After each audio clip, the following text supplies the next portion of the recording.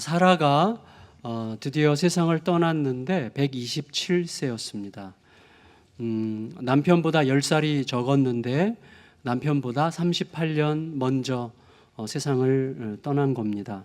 1절에 보면 같이 읽습니다. 1절 시작. 사라가 127세를 살았으니 이것이 곧 사라가 누린 햇수라. 누가 사망했을 경우에 우리들은 보통 나이부터 묻는 경향이 있어요.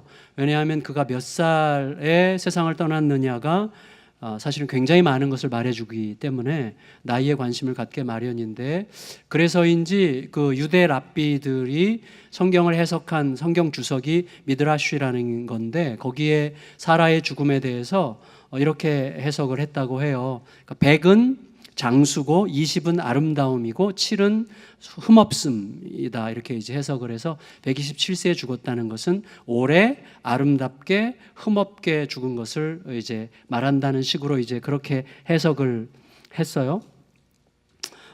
물론 감사한 일이지만 성경이 사실은 지금 사라의 죽음을 기록하면서 사라가 몇 세에 죽었느냐의 의미가 뭔지, 그리고 남편보다 먼저 죽은 이유가 뭔지를 설명하는 데 관심이 있는 것 같진 않아요. 다만 사라가 어디서 죽었는가, 사라가 죽은 그 장소, 그리고 그 장소에 대해서 아브라함이 어떤 태도를 취하고 있느냐 하는 것에 집중해서 이 23장이 기록되어 있습니다. 성경은 사라가 죽은 곳을 가나안 땅 헤브론 기럇 아르바 이렇게 이제 자세히 기록하고 있는데, 2절을 읽겠습니다. 2절 시작. 사라가 가나안 땅 헤브론 곧 기럇 아르바에서 죽음에 아브라함이 들어가서 사라를 위하여 슬퍼하며 애통하다가 그랬어요. 기럇 아르바는 이 지역의 옛 이름이래요. 그래서 옛 이름인데 4개의 도시라는 뜻이고, 헤르본은 새 이름인데 연합, 교제 뭐 이런 뜻이라고 합니다. 그러니까 이것을 종합하면 아마 이 지역은 4개의 부족이나 도시가 연합해서 형성된 어떤 지역이라고 우리가 이해할 수가 있을 것 같은데, 중요한 것은 아브라함이 그 땅에 상당히 집착하고 있다는 거예요. 그래서 아내가 죽었을 때 아내의 매장지를 준비하지 못했고, 매장지를 찾는데 동네 사람들이 자기네들의 공동 묘지 중에서 한 부분 아무데나 좀 매장해, 너 쓰는데 괜찮다, 써도 된다라고 얘기했는데 그걸 거절하고 자기 소유권을 가지려고 굉장히 이제 노력을 하는 모습을 보게 됩니다. 일단 아브라함이 죽은 아내의 묘지를 사전에 준비하지 못한 걸 보면 땅을 사는 게 굉장히 어려웠거나, 아니면 아내가 굉장히 생각보다 갑작스럽게 죽었거나 둘 중에 하나일 것 같습니다. 3절 4절도 있겠습니다. 3, 4절 시작. 그 시신 앞에서 일어나 나가서 헷족속에게 말하여 이르되 나는 당신들 중에 나그네요 거류하는 자이니 당신들 중에서 내게 매장할 소유지를 주어 내가 나의 죽은 자를 내 앞에서 내어다가 장사하게 하시오, 이렇게 얘기했어요. 여러분, 아브라함이 지금 가나안 땅에 자기가 거주하고 있는 그 땅에서 죽은 아내가 묻힐 곳과 그 다음에 아내를 따라서 자기가 묻힐 그곳에 대해서 미리 생각하지 않았을 가능성은 거의 없습니다. 상당히 생각할 수밖에 없어요. 그러니까 저는 아직도 창창하고 아직 은퇴가 시간이 많이 남았는데도 불구하고 저도 모르게 은퇴한 다음에 어디 살지? 제가 뭐 잘 살고 싶어서라기보다는 두 가지 저희 부부가 계속 논의하는 게, 예수양남교회랑 완전히 단절되면서도 좀 덜 외로울 수 있는 곳이 어딘가, 이걸 저절로 찾게 된단 말이에요. 약간 어색하네. 근데 아브라함이 아내가 이제 죽어가는 나이가 이제 그렇게 많이 들었는데 어떻게 자기들이 묻힐 곳을 생각하지 않았겠어요. 더구나 창세기 15장에서 하나님께서 아브라함 이후로 아브라함 4대 만에 아브라함의 자손들이 그 땅으로 돌아올 것이라고 말씀하셨으니, 그 자손들이 돌아올 곳을 기억하고 있어야 되고, 특정한 어떤 곳을 기억하고 그 땅에 돌아갈 이유와 목적을 분명히 간직한 어떤 곳을 확보해야만 되는 거죠. 그런 곳이 있어야만 되기 때문에 생각하지 않았을 리가 없다는 말이죠. 근데 아브라함의 입장에서 그 땅에 다음 세대가 그 땅을 기억하고 돌아올 수 있도록 하기 위한 가장 중요한 조치 중에 하나는 아마도 가족 묘실을 만드는 거라고 우리가 생각할 수 있을 것 같아요. 그에 따라서 가족 묘실을 만들려고 하면 다른 변수들에 의해서 그곳이 더 이상 가족 묘실로 쓸 수 없는 곳이 아니어야만 되죠. 확고해져야 되죠. 그러려면 소유권이 아주 분명해야 되는 것이죠. 그러니까 그것에 대한 지금 굉장히 집요한 아브라함의 태도를 볼 수가 있는 거예요.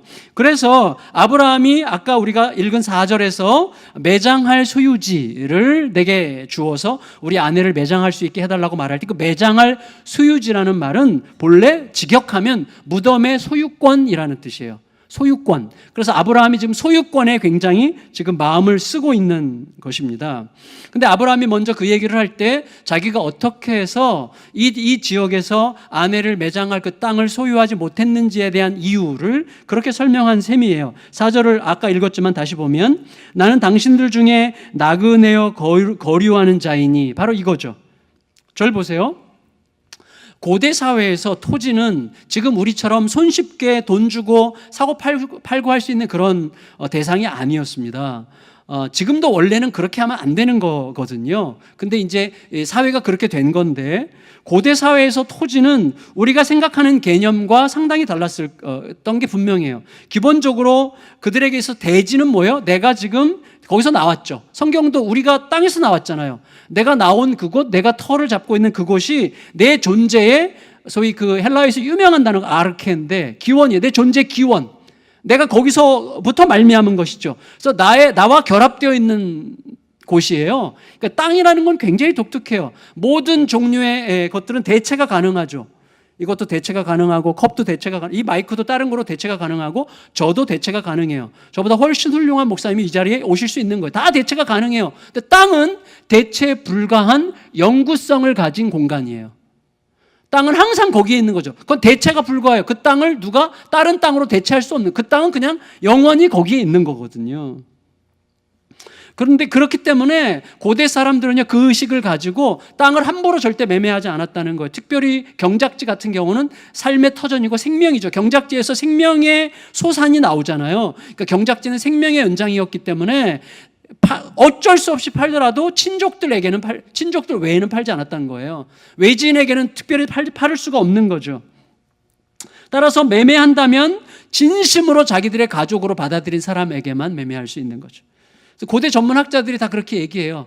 팔레스타인에서도 땅을 매매한다는 것은 거의 불가능한 일이라는 거죠. 특별히 경작지 같은 경우는. 그러니까 이 땅은요, 좀 뭔가 독특한 대상이에요, 사실은. 우리가 요즘에는 그냥 자본 중에 하나로 이렇게 생각하는 땅은 자본이라고 보기 어려워요. 왜냐하면 우리가 소유권을 행사할 수 있는 우리의 생산물이 아니거든요. 원래 거기 있는 거죠.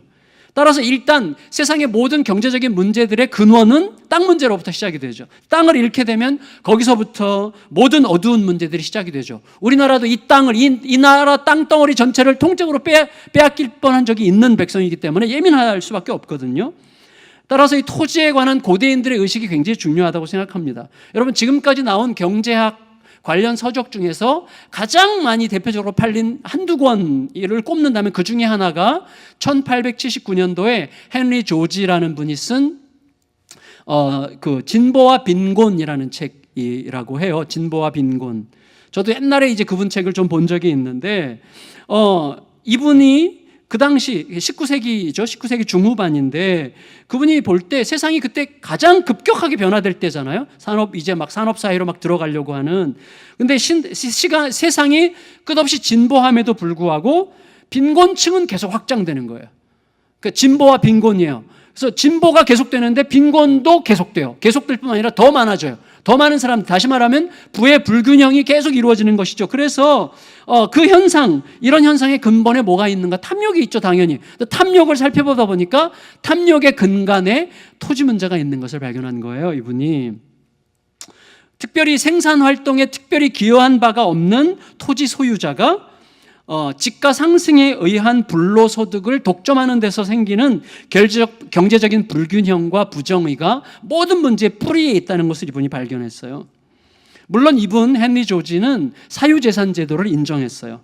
따라서 진정한 발전의 고른 분배를 위해서 그분이 제시한 해법은 뭐냐면 싱가포르처럼 토지는 국가가 소유해야 되는 거예요. 국가가 소유하고 사용자들에게 사용세를 받음으로 토지가 이 자본주의적 거래 논리에 의해서 천정부지로 뭐 한 평에 뭐 1억 이런 거 어떤 때는 한 평에 뭐 5만 원 이런 식으로 뛰지 않고 이거를 전체적으로 누구든지 그것에 대해서 장난치지 못하도록 국가가 소유하고 그리고 사용자가 사용세를 내는 방식이어야 된다는 건데 현실적으로 이건 불가능하잖아요. 싱가포르 같은 경우는 이미 오래전에 시작했으니까 가능했는데 우리나라도 그런 기회가 있었지만 놓친 거죠.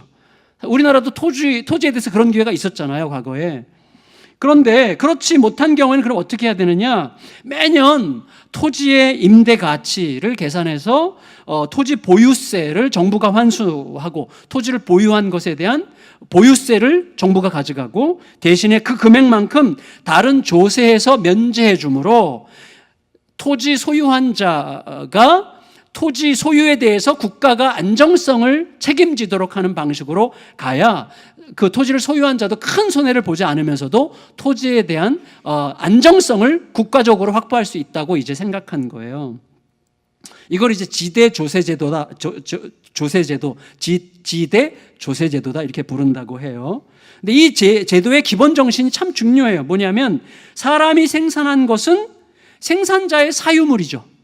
맞아요. 그런데 사람이 생산하지 않은 것에 대해서는 사람이 영구적인 소유권을 주장할 수 없는 거죠. 근데 땅은 사람이 생산한 게 아니잖아요. 그 원칙을 지키자는 정신이 이 밑바닥에 이제 깔려 있는 것입니다. 여러분, 땅에 대한 영구적 소유권이 누군가에게 있는 한 땅은 사람들의 탐욕과 교묘한 욕망의 전쟁터가 될 수밖에 없어요. 그래서 우리나라에서는 이것을 오래전에 저를 목사 되게 하신 그 대천덕 신부님, 오랫동안 이걸 강조해왔고, 그다음에 경북대학교 법학과의 그 김윤상 교수님, 오랫동안 이거 신문에도 많이 기고했었죠. 여러분, 땅의 영원하고도 유일한 주인은 전능하신, 근데 전능하신데 너무나 선한 하나님 뿐이시죠.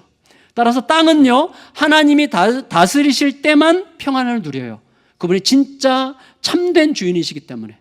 그렇지 않고 우리의 욕망으로 땅을 소유하면 욕망 가지고 장난을 치게 되는 거죠. 여러분, 요새 우리 큐티 시편 꾸준히 해왔는데 지난 주간 큐티 본문 시편 97편 1절은 이렇게 이야기했어요. 여호와께서 땅을 다스리시나니 땅은 즐거워하며 허다한 섬은 기뻐할지어다. 그러니까 하나님이 땅을 다스리실 때 비로소 땅에 즐거움이 일어나기 시작한다는 것이죠. 따라서 여러분, 하나님께서는 이 땅을 누구에게 주기를 원하세요? 하나님의 질서를 따라서 땅을 다스릴 사람에게 주기를 원하시는 것이죠. 땅을 통해서 세상을 복되게 할 하나님의 사람들이 그 땅을 바르게 사용하기를 매우 원하시죠. 어쩌면 그게 가나안 땅을 자기가 하나님이 선택하시고 하나님의 질서와 가치를 추구하며 사랑과 신뢰의 방식으로 살아갈 자기 백성들에게 가나안 땅을 주고자 하셨던 하나님의 뜻일 수 있고, 더구나 이것은 예수님께서 말씀하셨던 온유한 자가 땅을 기업으로 받을 것이다 라고 말씀하신 것과 관계가 있는 말씀일 것입니다. 어쨌거나 여러분, 아브라함이 아내가 죽은 후에야 매장지를 구입하려고 한 이유는 그만큼 매장지를 구입할 엄두가 나지 않았다는 거죠. 고대사에서 땅을 산다는 건 굉장히 어려운 일이니까. 하지만 이제 아내가 죽었어요. 그리고 자기도 곧 죽을 게 느껴져요. 그런 상황에서 하나님은 분명히 약속하셨어요. 이 땅을 주겠다고. 그러면 이 땅에 주시겠다는 하나님의 약속을 내가 죽기 전에 확증하는 어떤 객관적 증거가 있어야만 다음 세대가 이 땅으로 올 근거를 갖죠. 그게 이제 아브라함에게 강력해졌기 때문에, 선명해졌기 때문에 이 땅을 단지 빌리는 게 아니라, 빌린다면 그 다음 세대들은 무효화시킬 수도 있기 때문에 이 땅에 대한 명백한 소유권을 확보하려고 하는 게 너무나 중요했어요. 그러니까 땅 사기가 굉장히 어렵다는 것을 알았지만 그래도 사야만 되겠다는 생각을 지금 하게 되는 것입니다.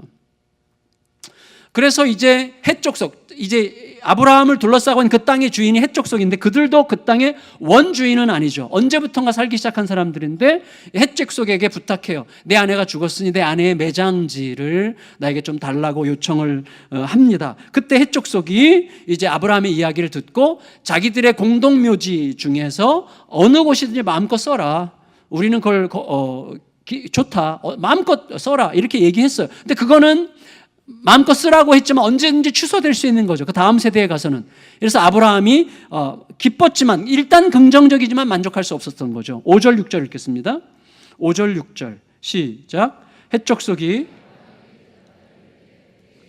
들으소서. 당신은 우리 가운데 있는 하나님이 세우신 지도자이시니 우리 묘실 중에서 좋은 것을 택하여 당신의 죽은 자를 장사하소서. 우리 중에서 자기 묘실에 당신의 죽은 자 장사함을 금할 자가 없으리이다. 그러니까 일단 해적 속의 대답은 긍정적이었어요. 우리 공동묘지 마음대로 써라. 그렇지만 아브라함의 마음은 만족이 안 됐어요. 아브라함은 자신이 소유권을 가져야만 돼요. 다음 세대까지 계속 이어질. 근데 아브라함이 그들에게 그것을 요청할 수 있는 힘을 발견했어요. 그 힘은 뭐냐면 이거죠. 아브라함은 자기 자신을 그들에게 소개할 때 나는 여기 거류하는 나그네요 거류민에 불과하여 땅을 살 자격이 안 됩니다 라고 이야기했지만 그 사람들은 아브라함에 대해서 뭐라고 그랬어요? 당신은 우리 안에서 하나님이 세우신 지도자입니다 라고 이야기함으로써 아브라함이 힘을 얻었어요. 뭔가를 내가 치고 들어가도 되겠구나라는 힘을 얻었던 게 분명해요. 땅을 매입할 수 있는 희망을 발견했어요.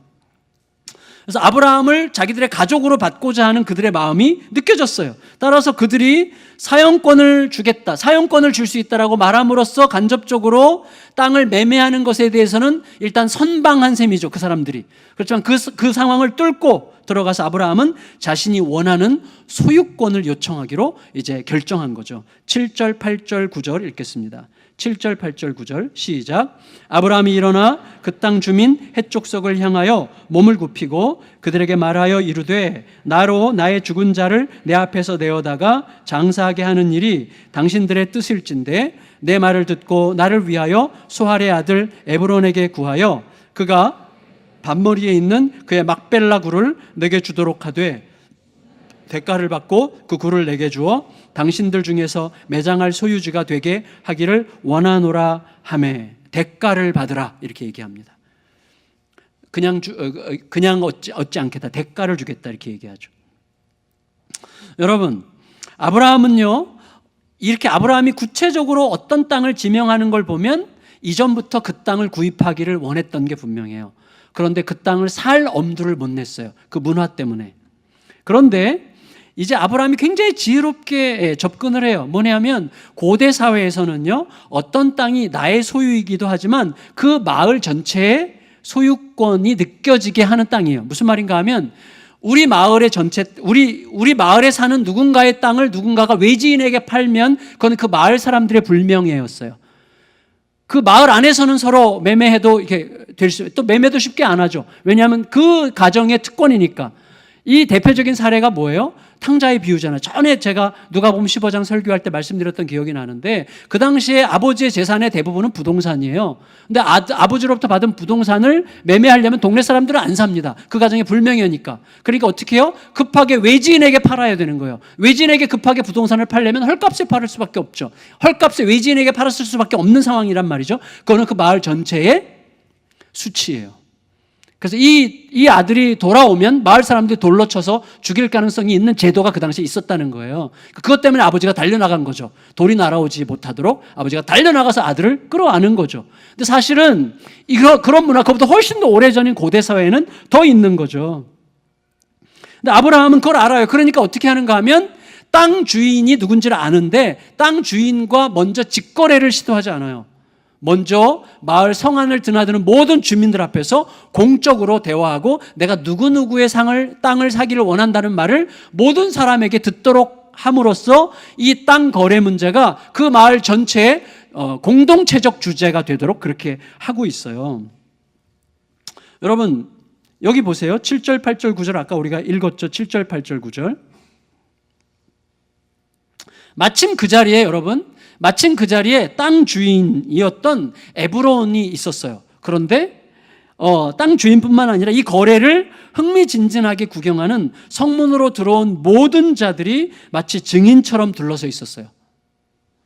다시 말하면 아브라함과 에브론 사이에 이제 막 이루어지려고 하는 이 거래는 어느새 누구도 함부로 물을 수 없게 되는 모든 사람들이 증인으로 참석하는 매우 공적인 거래가 되고 있는 거예요. 10절, 11절 읽겠습니다. 10절, 11절 시작. 에브론이 헷 족속 중에 앉아 있더니 그가 헷 족속 곧 성문에 들어온 모든 자가 듣는 데서 아브라함에게 대답하여 이르되 내 주여 그리마시고 내 말을 들으소서. 내가 그 밭을 당신에게 드리고 그 속의 굴도 내가 당신에게 드리되 내가 내 동족 앞에서 당신에게 드리오니 당신의 죽은 자를 장사하소서 그랬어요. 여기 뭐라 그랬어요? 성문에 들어온 모든 자가 듣는 데서 그랬어요. 여러분, 이런 거래에 대한 공공적 성격은 이후에도 13절에 뭐라 그랬어요? 13절에는 그 땅의 백성이 듣는 데서, 16절 헷족속이 듣는 데서, 18절에는 성문에 들어온 모든 헷족속이 보는 데서, 이런 식으로 해서 계속해서 이 공공성을, 공적인 이 거래의 장을 강조하고 있습니다. 근데요, 에브론이라는 이 땅 주인은 아브라함이 요청한 굴뿐만 아니라 그 앞에 있는 밭까지 전부 다 아브라함에게 그냥 주겠다고 공언해요. 얼만큼 아브라함을 가족으로 깊이 받아들인 거예요. 그러니까 아브라함에 대한 깊은 존경심을 그런 식으로 표현한 거죠. 그게 참 멋진 거죠. 멋진 거예요. 그러니까 그 당시 땅 매매가 그렇게 어려웠다는 배경에 비춰볼 때 당신이 원하는 그 굴뿐만 아니라 그 앞에 있는 모든 밭도 내가 당신에게 주겠습니다라는 말은 그냥 말일 뿐일지라도 이거 대단한 거죠. 왜냐하면 과거에 그 아브라함은 애굽에 갔을 때, 그랄에 갔을 때 자기 아내를 누이라고 속임으로써 그 지역 사람들 모두에게 수치와 그다음에 그 어떤 좀 부끄러움의 이제 대상이지 않았습니까? 그런데 어느덧 이 숱한 단련의 시간을 통해서 이 기럇 아르바에서는 신뢰와 존경의 인물이 되어 있었던 거죠. 그러니까 아브라함에게 하나님께서 주셨던 첫 약속, 너가 세상에 복이 될 거라는 약속이 어느새 이런 방식으로 이루어지고 있었던 것이죠. 아브라함이 뭘 했을까요? 그런 사람들이 아브라함을 그렇게 보도록 하기 위해서 아브라함이 뭘 했을까요? 뭐 돈을 퍼줬을까요? 뭘 했을까요? 모르죠. 아무것도 없어요. 그런데 우리가 예측할 수는 있어요. 이렇게 예측할 수 있어요. 제가 그저껜가 제가 이제 신대원 다닐 때 은사 한 분이 이제 은퇴를 하셨는데 뭐 의논할 게 있다고 여기까지 오셨어요. 그래서 제가 너무 황송해서 얘기를 이렇게 나누다가 둘이서 그분과 제가 함께 존경하는 미국의 이제 교수님 한 분이 계세요. 한국에 선교사로도 오셨던 하비 칸이라고 하는 교수님이신데 우리나라에도 선교사로 오셨었고 그다음에 세계적으로 유명한 신학자세요. 하비 칸이라고. 도시의 어려운 이웃들을 돕는 일에 굉장히 관심이 많았던 분이신데 그분 얘기를 서로 하면서 굉장히 참 즐겁게 저도 그분을 언뜻 한국에서 뵌 적이 있었거든요. 근데 그분이 하비칸 교수님이 자기를 둘러싼 굉장히 많은 사람들에게 엄청난 존경심을 받았는데 특별히 자기 마을 사람들에게 굉장히 존경심을 받았는데 그 이유는 그분이 뭘 해서가 아니에요. 그분은 단지 사실 그분이 빈민촌에서 사셨어요. 빈민촌에서 살았는데 그들을 위해서 뭔가를 하고자 하지 않았어요. 다시 말하면 그들에게 나는 너희들을 도울 수 있는 사람이고 너희는 내 도움을 받아야 되는 사람이야 라는 이런 차등의식이 느껴지지 않게 그들 안에서 그냥 예수의 사람으로 그들과 같은 수준에서 그들과 함께 거하면서 살았어요. 그래서 그 지역 사람들에게 엄청난 존경심을 받았죠. 그리고 이 하비칸을 좋아하는 사람들이 참 많은데 물론 돌아가셨어요. 저는 그게 참 위대하다 이런 생각을 하게 돼요. 그게 위대하다. 예. 저도 참 생각할 게 참 많은 부분이라고 생각이 되는데 아브라함이요 그 나이가 들면서 결국 하나님과의 관계에서 우리에게 마지막 비춰진 빛나는 모습은 뭐였습니까? 이삭, 정말 내 모든 삶을 집착할 수밖에 없었던 아들 이삭을 하나님 앞에 고요히 내려놓는 자리까지 간 거죠. 그럴 만큼 신실함이, 그 깊은 믿음이, 하나님께 온전히 맡기는 믿음이 아브라함 속에 들어왔고 그것은 아브라함이 굳이 굳이 드러내려고 할 필요도 없이 혹은 굳이 감추려고 하지 않아도 자연스럽게 그의 눈빛과 손발을 통해서 드러나게 되는 무엇이죠. 그런 존재로 거기에 있으면 주변 사람들이 저는 알게 되는 거라고 생각해요. 그래서 예수님께서 하신 말씀이 뭐예요? 산 위에 있는 동네가 감추어지지 않는 것처럼 그리스도인들은 세상의 빛이라고 그런 거예요. 우리가 굳이 뭘 하는 척하고 이렇게 대단한 무슨 세상을 위한 섬김을 하는 것 같이 해서 프레카드 붙이고 하고 이러는 거 저는 아닌 것 같아요. 물론 그럴 필요가 있을 때는 물론 해도 되겠지만 우리는 하나님의 진실한 사람으로 고요히 거기 거하면 사람들이 알 수밖에 없어요. 엘리베이터 타고 왔다 갔다 할 때 우리의 눈빛, 표정, 태도, 말투, 대화, 우리의 행태 이런 걸 통해서 저절로 알게 되죠. 여러분 엘리베이터 타고 지나다니면서 아시잖아요. 어떤 분과 한 번도 말을 섞지 않았지만 저 사람이 어떤 삶을 지금 살고 있을 거라고 느껴지는 사람들 있잖아요. 없구나. 저는 이제 많은데 여러분 그게 중요한 거예요. 중요해요. 진정한 하나님의 사람으로 거기에 거하는 게 너무나 중요하죠. 그러니까 아브라함이 어느샌가 해족속들 안에서 정말 기꺼이 자기들에게 받아들인 이웃 정도가 아니라 당신은 우리와 함께 있는 우리 안에서 우리의 지도자입니다 라고 말할 정도로 그런 참 복된 그 지역의 복이 된 거죠. 근데 어쨌거나 여러분, 에브론, 땅 주인 에브론은 그 땅의 값을 받는 것은 아브라함에 대한 자기의 존경심이 허락지 않는다는 식으로 반응을 했어요. 그렇지만 값을 반드시 치러야만 한다고 하는 아브라함의 의지가 훨씬 더 강했습니다. 12절 13절 읽겠습니다. 12절 13절 시작. 몸을 굽히고 백성이 듣는 데서 에브론에게 말하여 이르되 당신이 합당히 여기면 청하건대 내 말을 들으시오. 내가 그 밭값을 당신에게 주리니 당신은 내게서 받으시오. 내가 나의 죽은 자를 거기 장사하겠노라. 여러분, 고대에서뿐만 아니라 지금도 중동 지방에서는 체면 이런 게 굉장히 중요하기 때문에 사실은 속으로는 어떤 값을 받기를 기대하지만 말로는 그냥 가지시라고 이렇게 말하는 문화가 있다. 우리나라도 약간 그런 문화가 있잖아요. 체면 문화. 그래서 무슨 값이요? 그냥 가져가시라고 그냥. 그런데 그냥 가져가면 섭섭한. 그런 약간의 체면 문화가 있는 거죠. 그런 문화 속에서 말한 것일 수도 있어요. 그렇지만 여기서 지금 강조하는 것은 아브라함의 의지예요. 아브라함의 의지. 반드시 값을 치르고야 말리라는 아브라함의 의지가 너무나 중요해요. 아까 말씀드렸던 것처럼 땅에 대한 소유권을 자손 대대로 물려주려는 의지죠. 이 땅을 공짜로 받으면 절대로 소유권을 주장할 수 없어요. 나중에 그 자손들이 마음이 바뀌면 그냥 가져가면 되는 거예요. 소유권을 확실하게 공적으로 모든 사람이 보는 앞에서 누구도 되물을 수 없도록 하는 방식으로 소유권을 확정하려는 게 지금 아브라함의 확실한 의지예요. 그러니까 아브라함의 의도를 넘어서 장차 차지하게 될 가나안 땅 전체에 대한 계약금이 되는 거죠, 이게. 여러분, 값은 반드시 치러줘야 되죠. 공짜는 없습니다. 그리고 공짜는 없어야만 되죠. 공짜에는 힘이 없습니다. 공짜는 언제나 수혜자의 익숙함과 안일함과 결합해요. 그래서 수혜자의 익숙함과 안일함과 만나면 처음에 진짜 너무 감사해요. 너무 감사해요. 그러다가 감사해요. 그러다가 그러다가 왜 맨날 이거만 줘? 이렇게 되는 거잖아요. 우리가 너무나 잘 알잖아요. 여러분, 전문 상담가들이 흔히 하는 말이 있어요. 돈 내고 상담하는 사람과 돈 안 내고 상담하는 사람의 상담 내용에 큰 차이가 있대요. 상담의 값을 치른 사람은 그 몰입과 효과에 있어서 그렇지 않은 사람과 완전히 다르다는 거예요.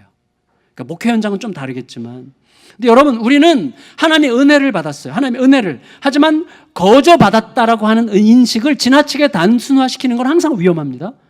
우리 거저 받았지만 거저 받았다라고 하는 것에 대한 의식을 단순화시키면 거저 받은 것의 의미를 우리가 놓치게 되는 거예요. 이 공짜라는 것은 항상 뭐예요? 짧은 감사, 긴 불평이에요. 짧게 감사한데 불평이 이제 그때부터 시작돼 길어지죠. 실제로 우리에게 임한 은혜는 절대 공짜가 아니죠. 여러분, 제가 한참 예민하던 청소년 시절에 반찬이라는 게 늘 똑같았거든요. 저희 집이. 그러니까 뭐 다른 집만큼 못 살았는데 저희도 항상 나박김치예요. 하여튼 나박인지 타박인지 하여튼 그 김치. 그 다음에 고추장 덴뿌라. 그걸 뭐라 그러죠? 오뎅. 고추장에 볶은 오뎅. 그 다음에 총각김치. 이 세 가지였어요. 내내 반찬. 그러다가 더 어려울 때는 이제 간장과 나박김치. 요거만 있었는데 제가 늘 비슷비슷하고 너무나 뻔한 식탁이 차려지는 날들이 좀 불평스러웠었어요. 근데 여러분, 희한하게 어느 날 그 반찬에 무게가 실렸어요. 홀로 사남매를 키워야 했던 어머니의 막대한 고단함이 그 반찬에 담겨 있는 느낌을 슬쩍 느끼는 순간, 그 순간부터 그건 불평으로 먹을 수 있는 음식이 더 이상 아닌 거죠. 여러분, 나에게는 그냥 들어오는 거지만 그냥 들어오는 게 아니잖아요. 엄청난 피땀과 수고와 그 더 못 차려주는 미안함과 이런 것들이 거의 다 담겨 있는 거잖아요. 우리가 받은 은혜는 여러분, 전 세계에서 가장 부강한 영토 그러면 미국과 EU인데 그 두 땅뿐만 아니라 온 우주를 팔아도 그 값을 대신할 수 없는 그런 값이 치러진 은혜를 우리가 받은 거잖아요. 이렇게 말하면 너무 장황해서 누구도 와닿지 않아요, 이게. 근데 사실이거든요, 그게. 필름이 없은즉 죄사함도 없느니라. 우리가 죄사함을 받았는데 공짜로 받은 게 아니란 말이죠. 그런 의미에서 여러분, 우리들은 거저 받은 은혜의 고마움을 강조하는 이면 속에 은밀한 위험성이 기다리고 있다는 사실을 의도적으로 인식해야 돼요. 거저받은 은혜라는 이 말을 너무 지나치게 단순하게 하고 이것이 나의 안일함과 결합하면 너무 위험해지는 거예요. 따라서 우리가 거저받았다는 사실의 가뿐함이 아니라 거저받았다는 사실의 그 무거움을 느낄 수 있어야 돼요. 그 값의 무게를 쉬지 않고 매일 새롭게 느낄 수 있을 때 비로소 우리가 서야 될 자리에 설 수가 있게 되는 것입니다. 아브라함은 그런 의미에서 값을 치르고야 말아야 된다는 생각하는 거예요. 값을 치르려면 아브라함의 의도가 값을 치르려고 하는 아브라함의 의도가 알려졌던 건지 아니면 돈에 대한 은근한 욕심이 있었던 건지 이 땅 주인 에브론이 땅값을 은근히 흘렸어요. 뭐라고 흘렸죠? 여러분 14절로부터 20절 읽겠습니다. 14절에서 끝까지 읽겠습니다. 시작.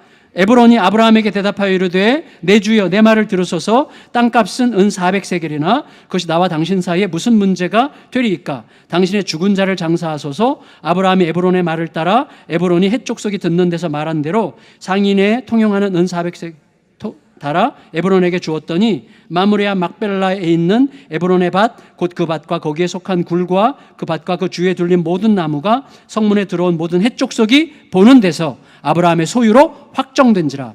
그 후에 아브라함이 그 안에 사라를 가나안 땅 마므레아 막벨라 밭 굴에 장사하였더라. 마므레는 곧 헤브론이라. 이와 같이 그 밭과 거기에 속한 굴이 헷족속으로부터 아브라함의 매장할 소유지로 확정되었더라. 소유지로 확정됐다는 말이 계속 강조되고 있어요.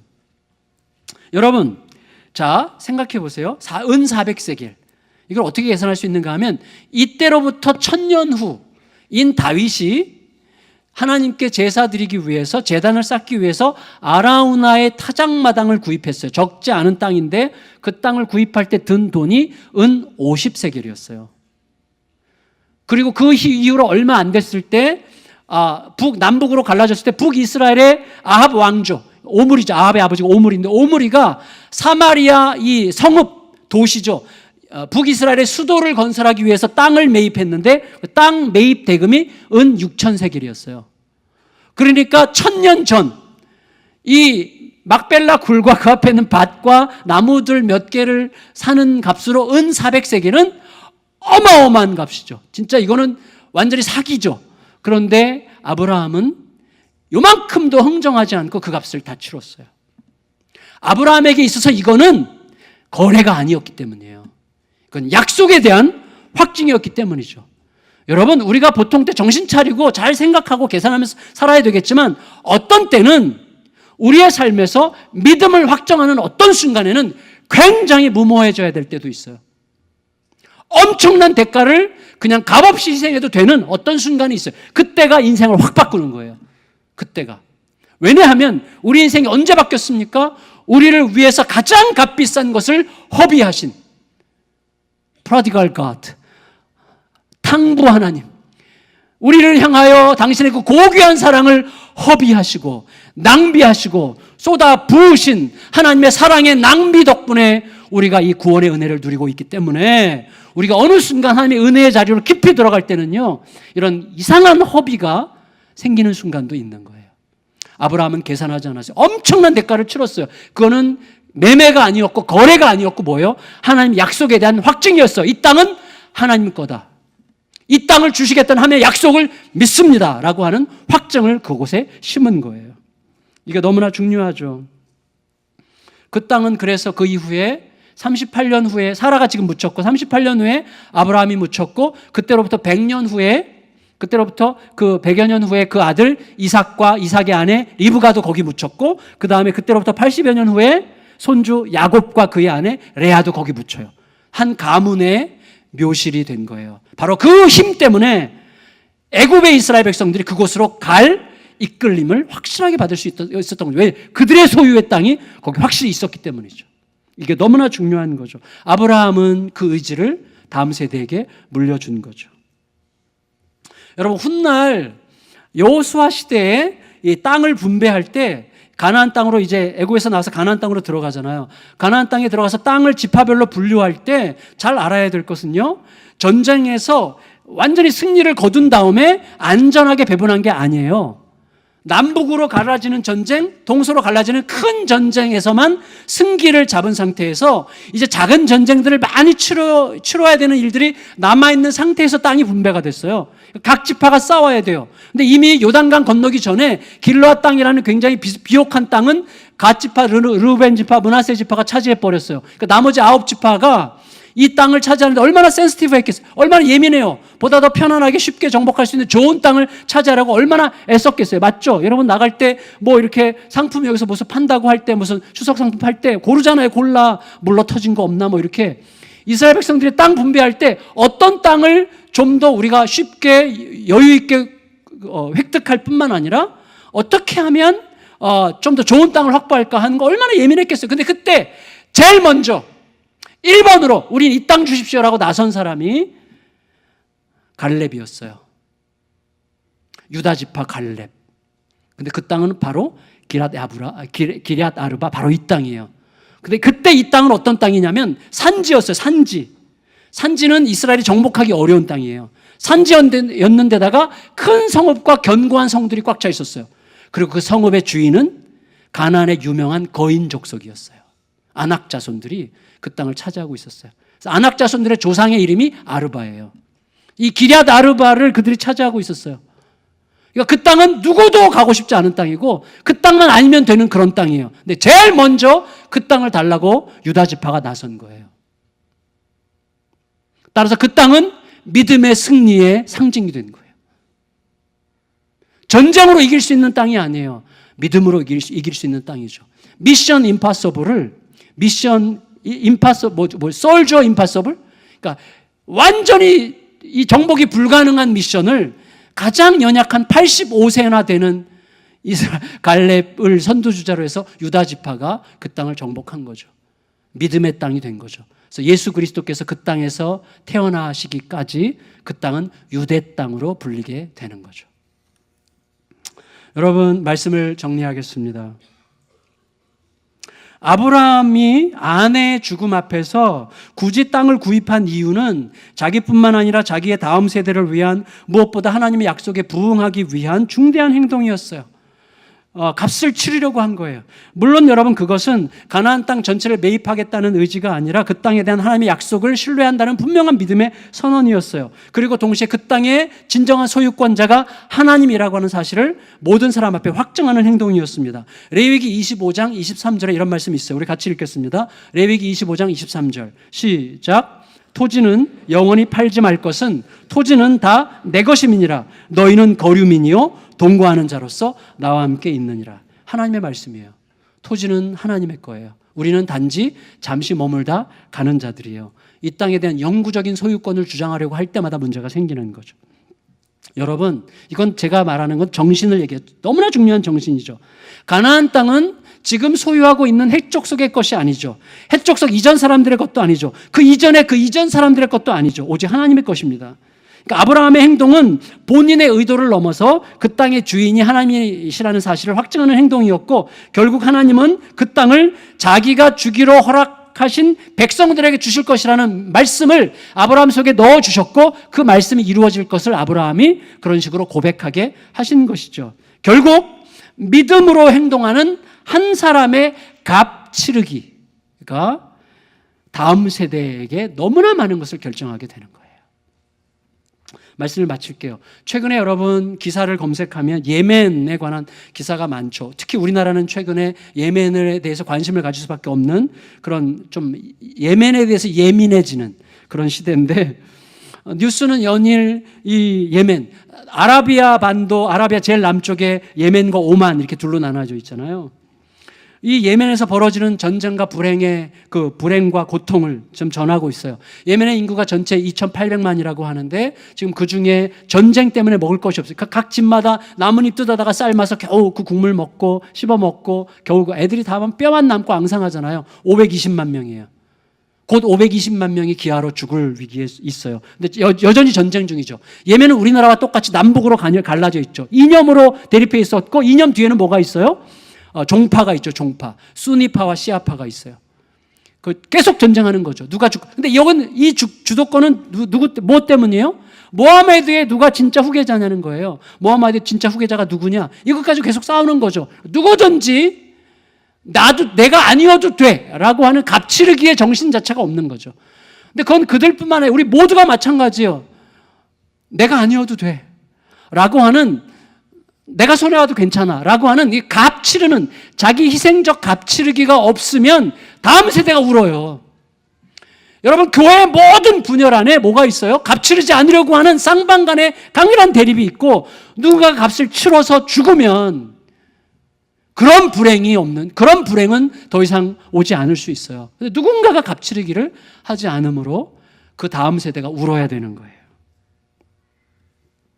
여러분, 한 사람이 자기 희생의 값을 제대로 치르지 않으면 후손들이 대대로 울어야 됩니다. 가정에서도 마찬가지예요. 희생하려고 하지 않기 때문에, 그리스도의 십자가를 제대로 따라가려고 하지 않기 때문에, 값치르기가 거기 없기 때문에 불행이 계속 반복되고 악순환이 이루어지게 되는 것입니다. 하지만 우리는 예수님의 값치르심 때문에 어떤 현실이라도, 어떤 고난이라도 뚫고 지나가 웃을 수 있는 자가 됐잖아요. 이 막대한 특권과 영광을 자기 자신의 안일한 욕망으로 상실하지 마시고, 매일 새롭게 맞이하는 그 은혜의 무거움, 은혜의 묵직함을 기억함으로 우리의 삶이 날마다 하나님을 향한 새 노래가 될 수 있게 되기를 예수님의 이름으로 축원합니다. 축원합니다.